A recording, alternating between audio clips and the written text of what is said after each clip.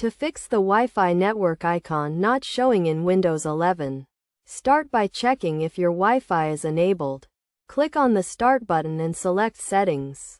Then navigate to Network and Internet. Ensure the Wi-Fi toggle switch is turned on.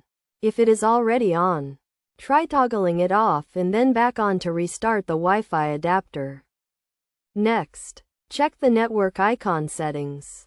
Go to Settings, then click on Personalization, and select Taskbar. Scroll down to the System Icons section and make sure the network icon is turned on.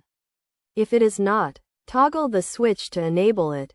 If the issue persists, try restarting your Wi-Fi adapter. Press the Windows key plus X and select Device Manager. In the Device Manager window, expand the Network Adapters section. Right-click on your Wi-Fi adapter and select Disable Device. Wait for a few seconds and then enable it again. Another solution is to restart the Windows Explorer process. Press the Ctrl plus Shift plus ESC keys to open the Task Manager. In the Task Manager window, find the Windows Explorer process. Right-click on it and select Restart. Additionally, you can try updating your Wi-Fi adapter drivers. In the Device Manager window, right-click on your Wi-Fi adapter and select Update Driver. Follow the prompts to search for and install any available updates.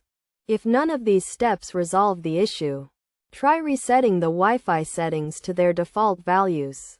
Go to Settings, then click on Network and Internet, and select Advanced Network Settings.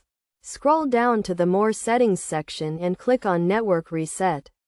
Follow the prompts to reset your network settings. By following these steps, you should be able to fix the Wi-Fi network icon not showing in Windows 11 and get back to browsing the internet without any issues. Remember to always keep your Wi-Fi adapter drivers up to date and regularly restart your Wi-Fi adapter to ensure a stable connection.